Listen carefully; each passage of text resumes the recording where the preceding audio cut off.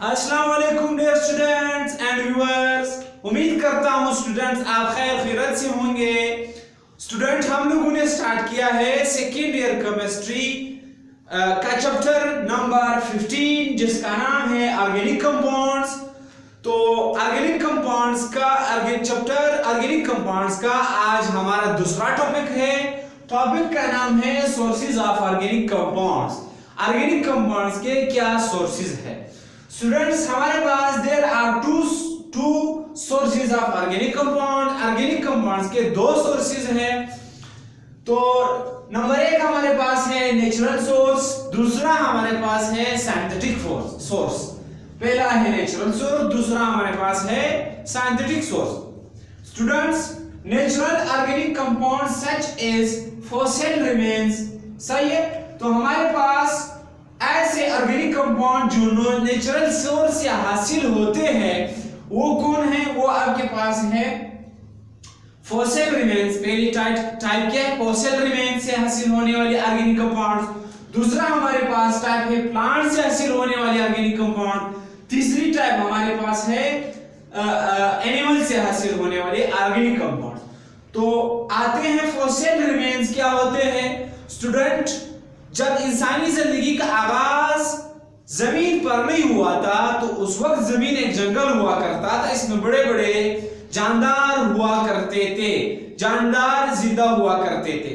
तो वो बड़े बड़े जानदार जिसको हम डायनासोर कहते हैं, जब कुदरत ने जमीन पर इंसानी जिंदगी का आगाज करने का इरादा फरमाया तो उस वक्त कुदरत ने क्या किया? जमीन पर जितने भी दरख्ते थे यानी वो जंगल जो था और बड़े बड़े हैवानात थे वो उसको क्या किया? इसको साल के अंदर बरीड कर दिया, इसको साल के अंदर दफना दिया गया। किस तरह? जमीन पर तब्दीलियां आई in the form of earthquake, जलजलों की सूरत में, तूफानों की सूरत में, सैलाबों की सूरत में।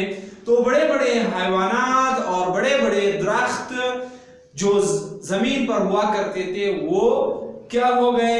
वो मिट्टी के अंदर दब गए। तो अक्सर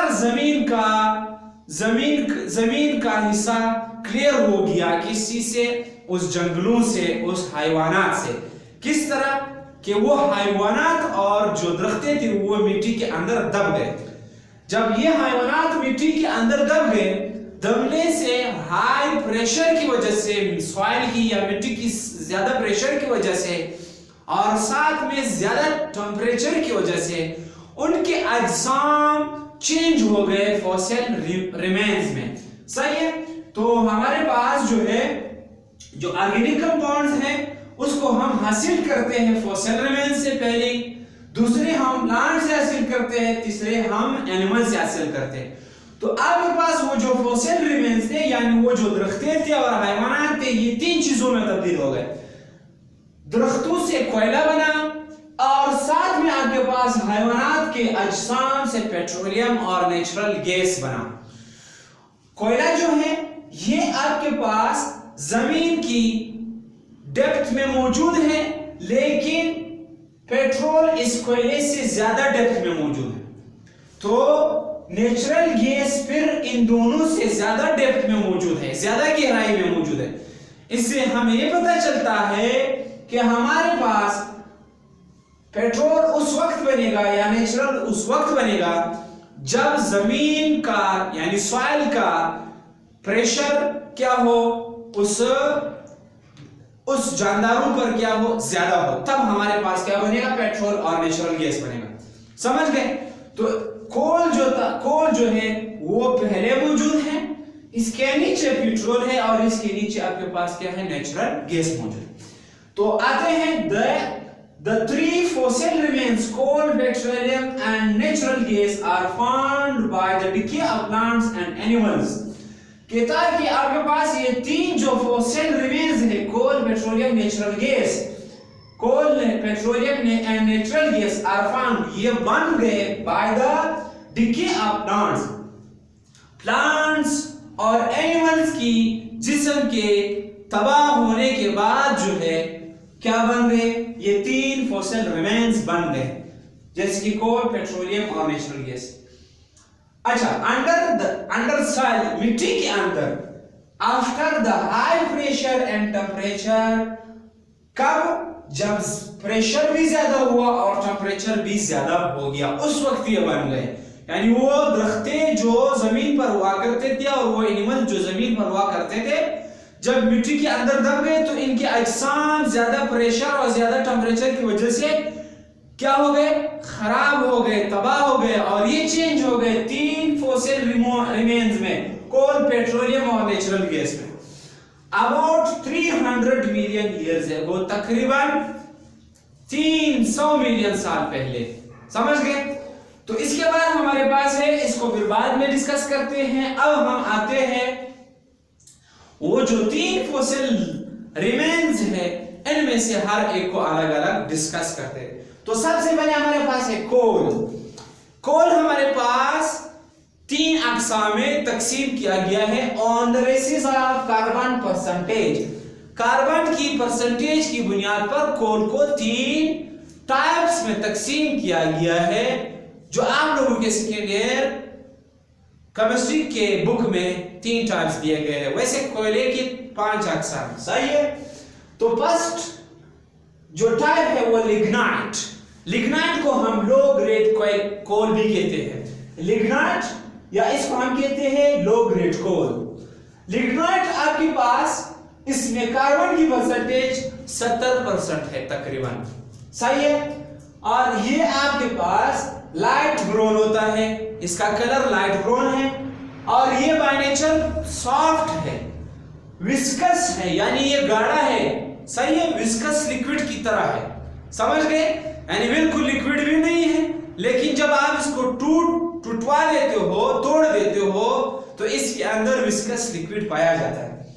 इम्प्यूरिटीज भी इसमें मौजूद है, और साथ में ये नॉन फ्लेमेबल है। लिग्नाइट जो है ये नॉन फ्लेमेबल है, ये जलता नहीं है। फ्लेमेबिलिटी कहते हैं जो चीज जलता हो, नॉन फ्लेमेबिलिटी जो जलता नहीं। तो इसके बाद हमारे पास कोल की जो दूसरी टाइप है वो बाइचुमिनस है। इसको हम मीडियम ग्रेड कोल भी कहते हैं। इसमें कार्बन की परसेंटेज 80% है तकरीबन, और इसका कलर डार्क ब्राउन है। ये भी सॉफ्ट है, टूटने में यानी ये आसान है कि हम इसको जब तोड़ते हैं, तोड़ने में इसको हम आसानी से तोड़ सकते हैं। और इसमें भी थोड़ा बहुत विस्कस लिक्विड पाया जाता है, और इसमें इम्प्यूरिटीज भी ज्यादा है। साथ में ये भी नॉन फ्लेमेबल है, ये भी जलता नहीं है। तीसरी टाइप हमारे पास है कोल की, वो है एंथ्रासाइट, जिसको हम कहते हैं हाई ग्रेड कोल। हाई ग्रेड कोल। अब एंथ्रासाइट जो है, इसमें कार्बन की परसेंटेज 92 to 98% है। ये आपके पास सबसे ज्यादा कार्बन परसेंटेज रखने वाला कोल की टाइप है, और इसका कलर ब्लैक है, और ये हार्ड है। इन दोनों की बनिस्बत ये क्या है? हार्ड है, और ये विस्कस नहीं रखता, इसके अंदर गाढ़ा माया मौजूद नहीं है। साथ में ये आपके पास नो विस्कस है, और इम्प्यूरिटीज भी इसमें ज्यादा नहीं है, और ये फ्लेमेबल है, ये आपके पास जलता है। तो इस एंथ्रासाइट को हम एज अ फ्यूल इस्तेमाल करते हैं, ये यूजफुल है। बाकी दो आपके पास यूजफुल नहीं है, लेकिन बेचुलिनस इसकी एक यूजफुल कैरेक्टर है। वो क्या है कि हम क्या करते हैं, बेचुलिनस कोल को डिस्ट्रक्टिव डिस्टिलेशन करते हैं। डिस्ट्रक्टिव डिस्टिलेशन या थर्मल डिकम्पोजिशन। डिस्ट्रक्टिव डिस्टिलेशन क्या है? वो अमल जिसमें हम किसी भी सॉलिड को इसके मिक्सचर के अज्जा को सेपरेट करते हैं in the absence of air। क्या? The process in which the components of a solid mixture are separated। वो अमल जिसमें हम किसी भी सॉलिड मिक्सचर के अज्जा को अलग करते हैं in the absence of air, सही है, हीट दे करके in the absence of air, हवा की गैर मौजूदगी में, ऑक्सीजन की गैर मौजूदगी में, इस अमल को हम क्या कहते हैं? Destructive distillation. इस अमल को हम डिस्टिलेशन कहते हैं। डिस्टिलेशन का मतलब होता है किसी भी मिक्सचर के अज्जा को अलग करना। अब अगर तुम इस अमल को करते हो by the process of heat किसी भी सॉलिड को के अज्जा को अलग करते हो और तुम हीट फराहम करते हो, सही है। और साथ में ये हीट जब आप फराहम करते हो तो in the absence of air, हवा की गैर मौजूदगी में, यानी तुम इसको जलाते नहीं हो, तुम सिर्फ इसको क्या करते हो, तुम इसको हीट दे करके इसको तोड़ देते हो, समझ गए। तो इस अमल को हम डिस्ट्रक्टिव डिस्टिलेशन कहते हैं। डिस्ट्रक्टिव डिस्टिलेशन हमेशा सॉलिड मिक्सचर की होती है जिससे उस मिक्सचर के कंपोनेंट को अलग किया जा सकता है। तो हम क्या करते हैं, डिस्ट्रक्टिव डिस्टिलेशन बेचुमिनस कोल का करते हैं, जिससे इसकी डिस्ट्रक्टिव डिस्टिलेशन से ये बेचुमिनस कोल 3 अज्जा में तब्दील हो जाता है। फर्स्ट वन है आपके पास कोक, दूसरा है कोल tar, तीसरा है कोल गैस, तीसरा आपके पास क्या है, कोल गैस है, समझ गए। तो कोक आपके पास क्या है, कोक आपके पास इलेक्ट्रोड ऑफ कार्बन, जिसको हम कहते हैं कोयला। एक तो ये वाला कोयला हो गया, सही है। एक आपके पास जो है, जब वुड को तुम क्या करते हो, वुड को जलाते हो, इसके बाद में जब कोयला बन जाता है, जिससे हम बारबेक्यू वगैरह से क्या करते हैं, बारबेक्यू यानी कबाब मबाब को क्या करते हैं, जिसको हम इसके ऊपर पकाते हैं, वो वाला कोयला, सही है। इसको हम क्या कहते हैं, कोक कहते हैं। लेकिन ये आपके पास किससे मिलता है, ये पहाड़ वाले कोक से मिलता है, लेकिन वो आपको लकड़ी से मिलता है। तो इससे कोक बनता है।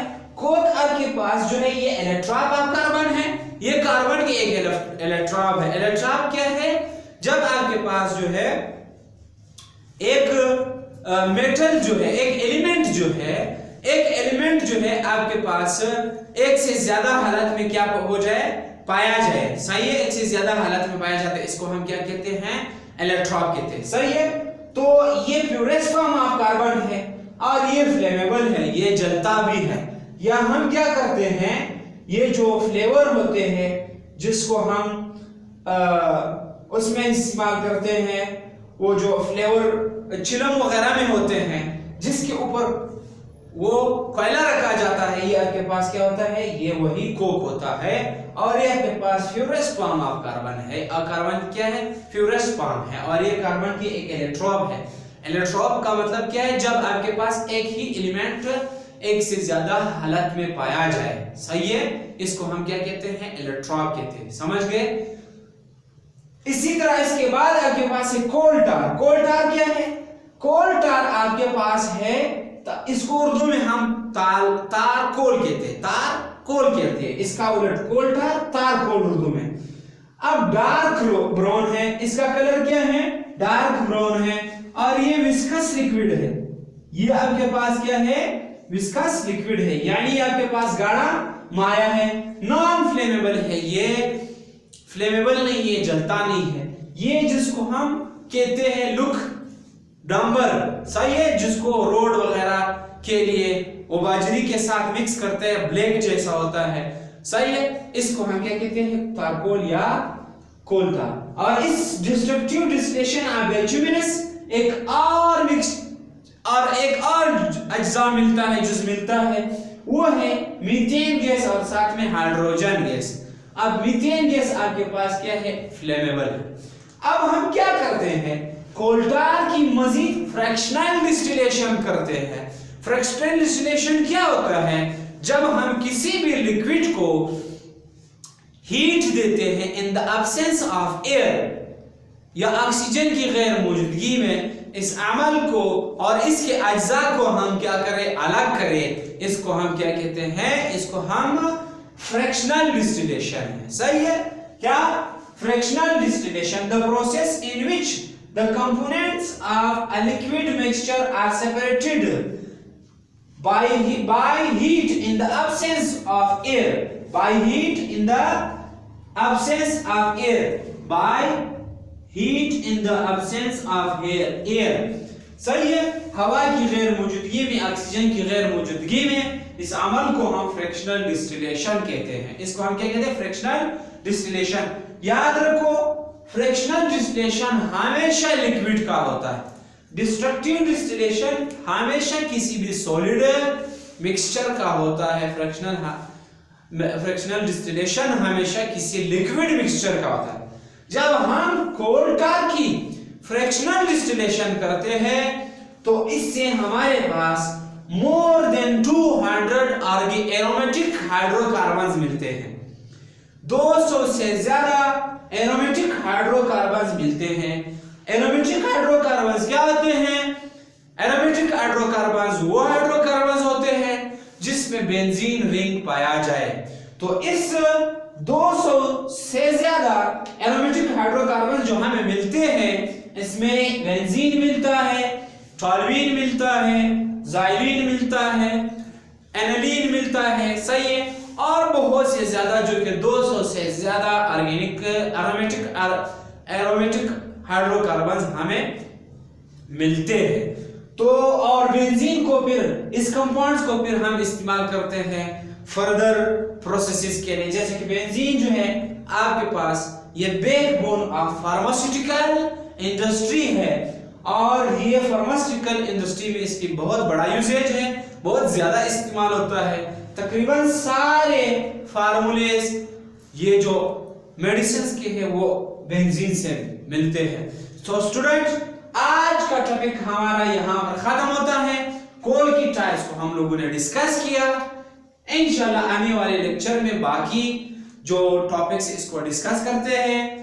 तो हमेशा की तरह एक रिक्वेस्ट है आप लोगों से, अगर लेक्चर पसंद आ जाए तो शेयर करें, लाइक करें, चैनल को सब्सक्राइब करें और साथ में अपने दोस्तों के साथ शेयर करें।